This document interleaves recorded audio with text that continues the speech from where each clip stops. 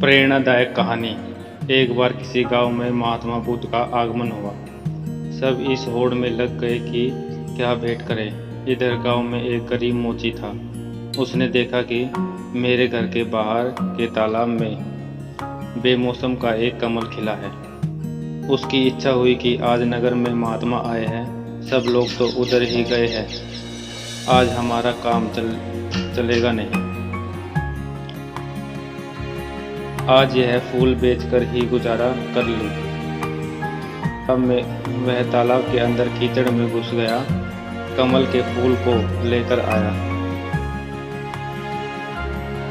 केले के पत्ते का दोना बनाया और उसके अंदर कमल का फूल रख दिया। पानी की कुछ बूंदें कमल पर पड़ी हुई थी और वह बहुत सुंदर दिखाई दे रहा था। इतनी देर में एक सेठ पास आया और आते ही कहा, क्यों, फूल बेचने की इच्छा है? आज हम आपको इसके 2 चांदी के रुपए दे सकते हैं। उसने सोचा कि 1-2 आने का फूल, इसके 2 रुपए दिए जा रहे हैं। वह आश्चर्य में पड़ गया। इतनी देर में नगर का सेठ आया। उसने कहा, भाई, फूल तो बहुत अच्छा है, यह फूल हमें दे दो, हम इसके 10 चांदी के सिक्के दे सकते हैं। मोची ने सोचा, इतना कीमती है ये फूल? नगर के सेठ ने मोची को सोचने में पड़े देखकर कहा, अगर पैसे कम है तो ज़्यादा दिए जा सकते हैं। मोची ने सोचा, क्या बहुत कीमती है ये फूल?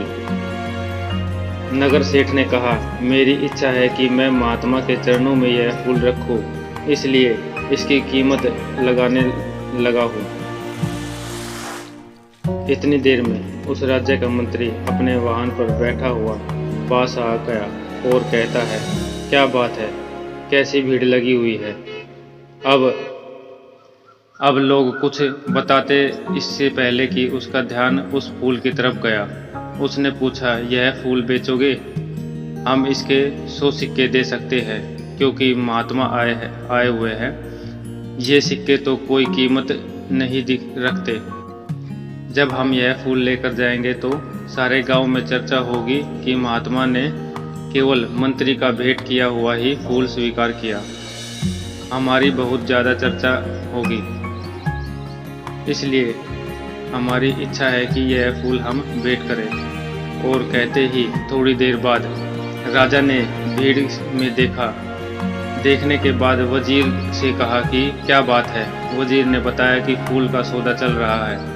राजा ने देखते ही कहा, इसको हमारी तरफ से 1000 चांदी के सिक्के भेंट करना, यह फूल हम लेना चाहते हैं। गरीब मोची ने कहा, लोगे तो भी जब हम बेचेंगे, हम बेचना ही नहीं चाहते। अब राजा कहता है कि बेचेंगे क्यों नहीं। उसने कहा, जब महात्मा के चरणों में सब कुछ न कुछ भेंट करने के लिए पहुंच रहे हैं, तो ये फूल उस गरीब की तरफ से आज उनके चरणों में भेंट होगा। राजा ने बोला, देख लो, 1000 चांदी के सिक्कों से तुम्हारी पीढ़ियां तर सकती है। गरीब मोची ने कहा, मैंने तो आज तक राजाओं की संपत्ति से किसी को तरते नहीं देखा, लेकिन महान पुरुषों के आशीर्वाद से लोगों को जरूर तरते देखा है। राजा मुस्कुराया और कह उठा, तेरी बात में दम है, तेरी मर्जी, तू भेंट कर ले। अब राजा तो उस उद्यान में चला गया जहां महात्मा ठहरे हुए थे, और बहुत जल्दी चर्चा की महात्मा के कानों तक भी पहुंच गई कि आज कोई आदमी फूल लेकर आ रहा है, जिसकी कीमत बहुत लगी है। वह गरीब आदमी है, लेकिन फूल बेचने निकला था कि उसका गुजारा होता। जैसे ही वह गरीब मोची फूल लेकर पहुंचा तो शिष्यों ने महात्मा से कहा कि वह व्यक्ति आ गया। लोग एकदम सामने से हट गए। महात्मा ने उसकी तरफ देखा। मोची फूल लेकर जैसे पहुंचा तो उसकी आंखों में से आंसू बरसने लगे। कुछ बूंदें पानी की कमल पर पहले से ही थी, कुछ उसके आंसुओं के रूप में टिक गई कमल पर। रोते हुए इसने कहा, सब ने बहुत बहुत कीमती चीज़ें आपके चरणों में भेंट की होगी, लेकिन इस गरीब के पास यह कमल का फूल है।